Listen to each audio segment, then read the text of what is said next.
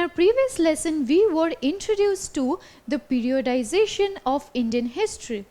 And it is there we learned that James Mill's classification of Indian history into 3 categories was very inappropriate and flawed.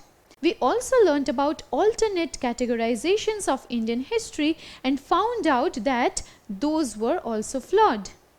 From this, we went on to discussing about the concept of colonization and how the British India or the rule of the Britishers in India is referred to as the colonial period.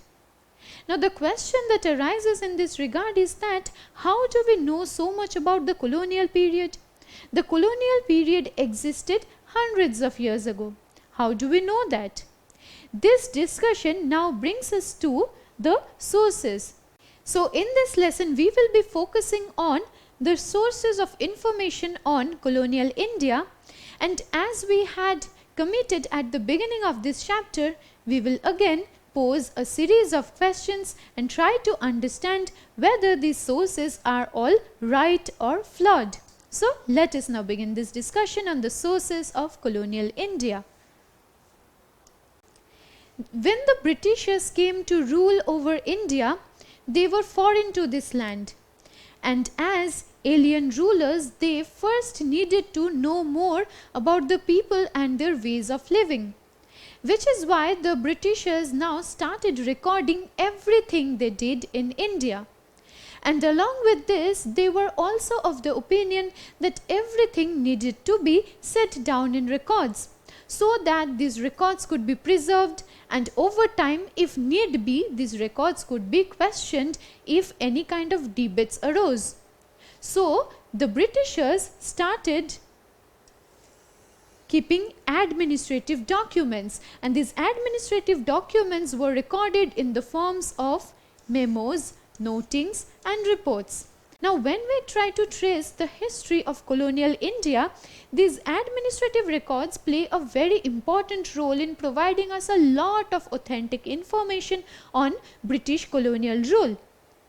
But at the same time, a very important and pertinent question that we need to address is that the Britishers ruled over India for 150 years.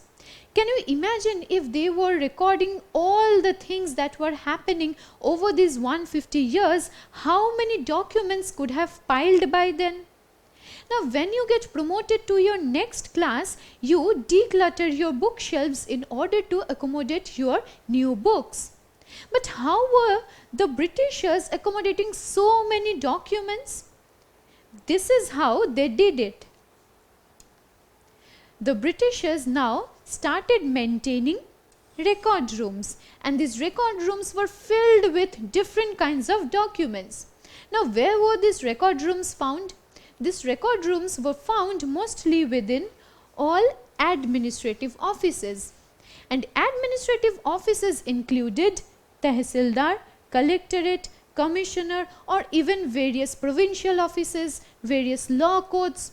All these administrative offices housed the record rooms in which all the records and documents were kept and preserved by the Britishers.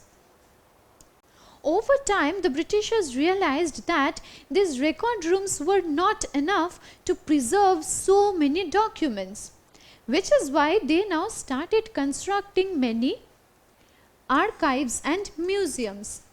Now, archives are places where primary documents are stored, and likewise in these museums, various kinds of documents along with many other things were stored by the Britishers. And these archives and museums constitute very important sources of information to the modern day historians. Now let me tell you about the earliest archives and museums that were established by the Britishers in India. The earliest archive and museum in India was set up by the British in Kolkata. The then city Calcutta is located in the present day Indian state of West Bengal. Now, this first archive that was set up in Kolkata was known as Imperial Record Department. Now, when the British Indian government shifted its capital from Kolkata to Delhi in 1911, this Imperial Record Department was also shifted to that place. Now, after India got its independence, this Imperial Record document came to be known as the National Archives of India. This is now situated in Delhi and it is a storehouse of lots and lots of information. Now, the first museum that was set up by the British in India was the Indian Museum. As you can see here, it was set up in the year 1814, and this is also situated in the city of Kolkata or the then Calcutta.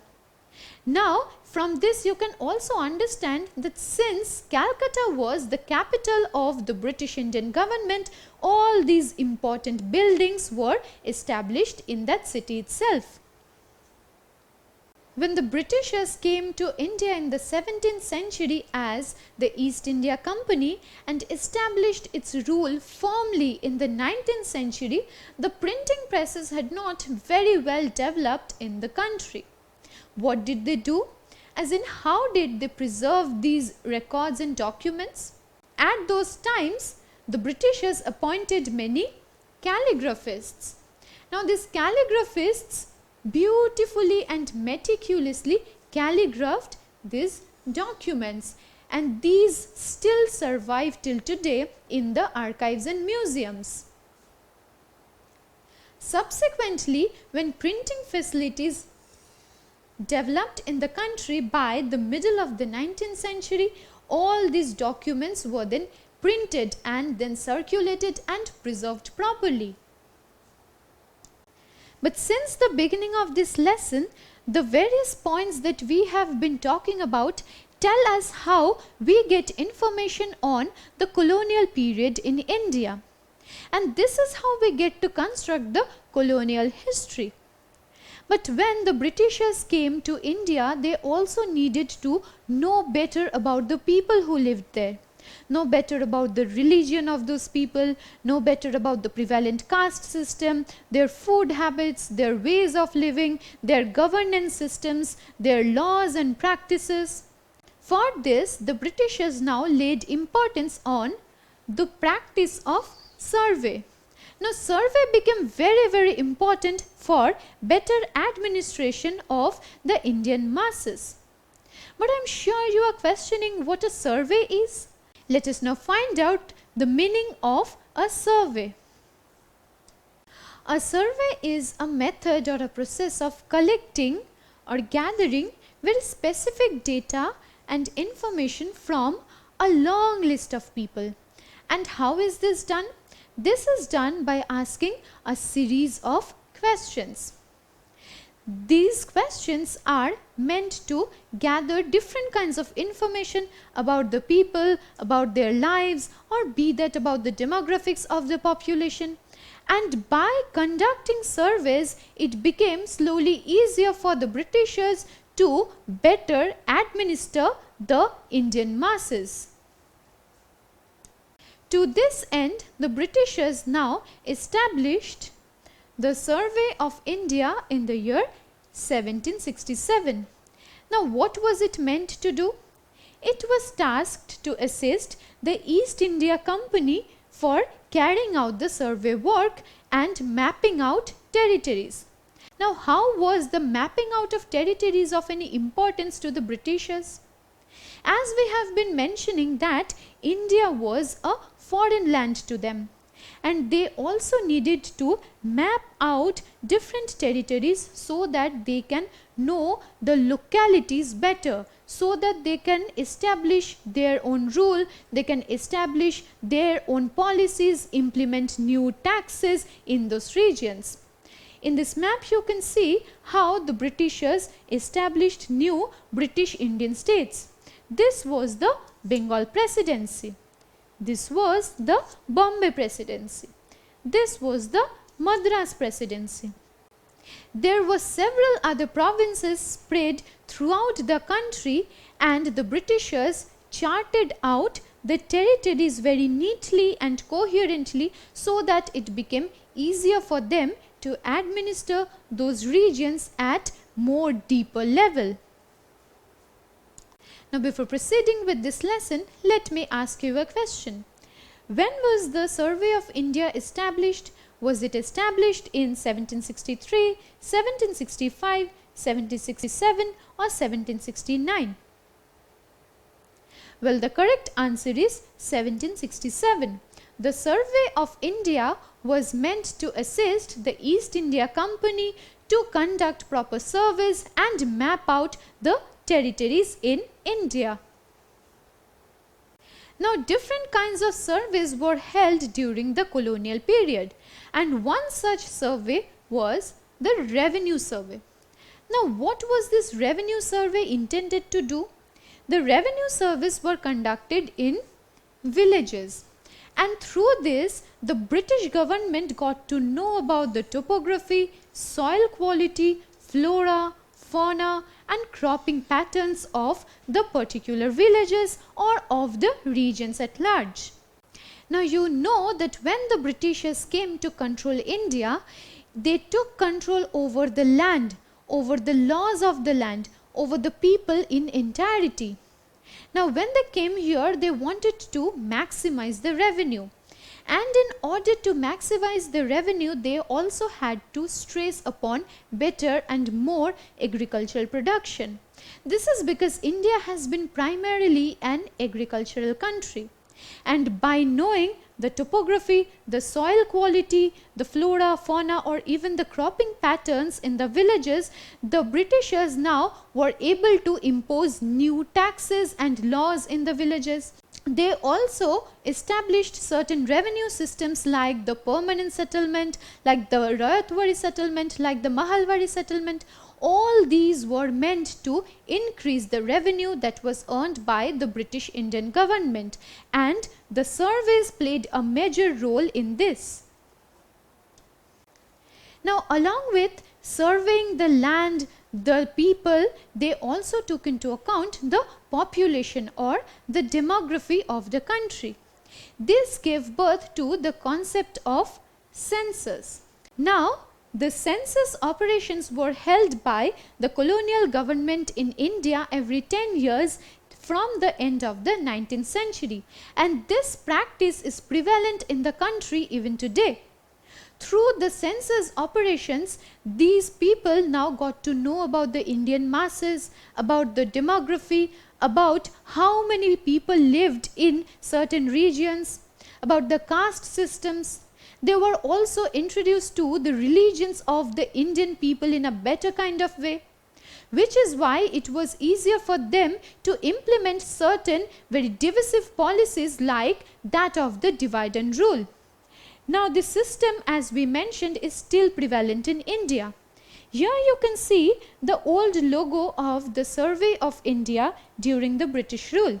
And this is the new logo of the Survey of India after independence. Just a while ago we mentioned that different kinds of surveys were held during the colonial rule, and one such kind of survey was the Revenue Survey.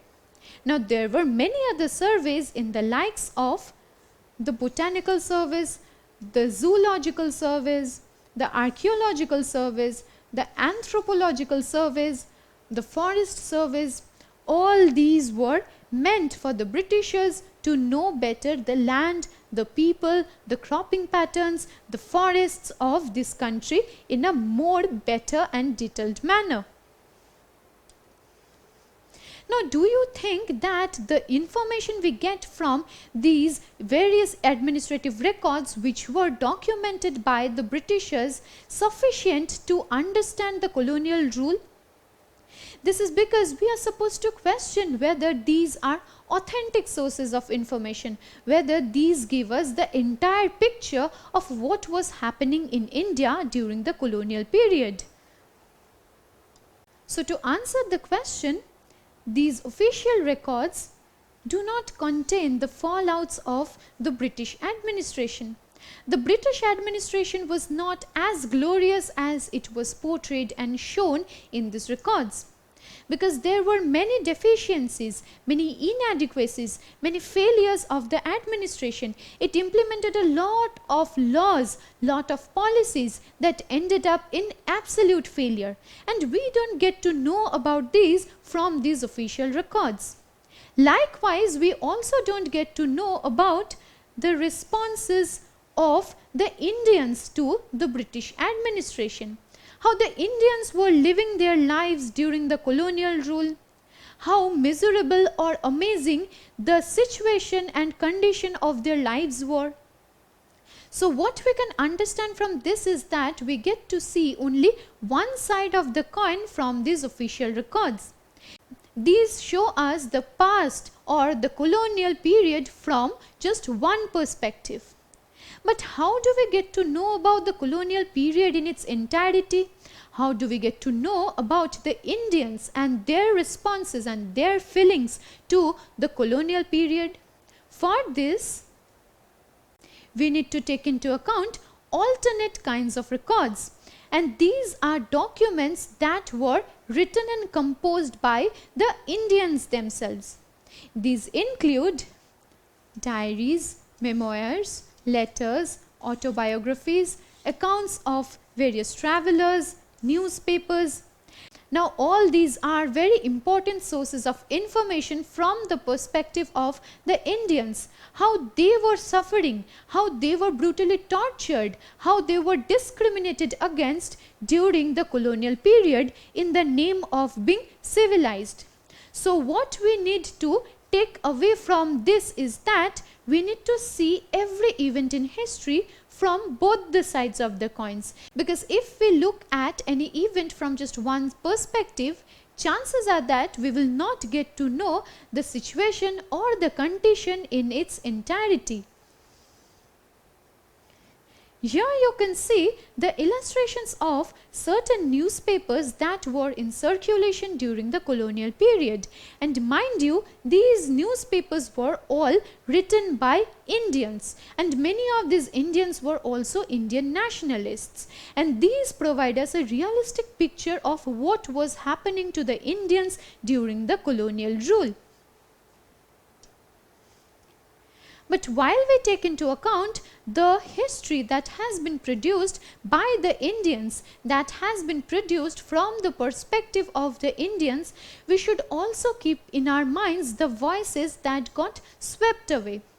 Because these Indians who were writing memoirs, autobiographies, letters, newspapers, they were all educated and literate, and they accounted for only the educated sections of the societies. Now there were many people who were illiterate. There were the outcasts, people belonging to the lowest rungs of the society. There were the tribals who did not have the knowledge or the education to voice their opinions, who did not have the awareness of their discrimination.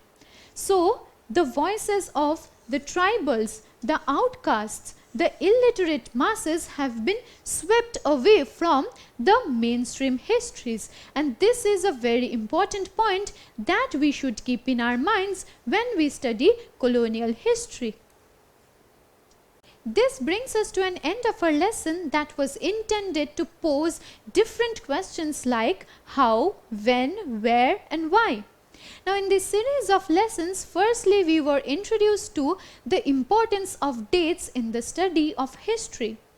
We also got to know about how the historians play a major role in the construction of history, be that by ascertaining the importance of various dates or by ascertaining which period they will focus on, what will be the content of the history. Subsequently, we then focused on the colonial period, and there we learnt about the periodization of Indian history. Firstly, we looked at how flawed James Mill's periodization of Indian history into the Hindu, Muslim and British categories were. Then we looked at another alternate periodization of history into the ancient, medieval and modern periods, and this was also rooted in Western thought, in Western ideas. From this we went on to discussing the colonial rule, and in this lesson, to be specific, we focused on the sources of information on the colonial rule. A very important thing that we learned here is that when we study history, it should not be done from just one perspective, from just one point of view. Because in that way, we will be looking at just one side of the coin.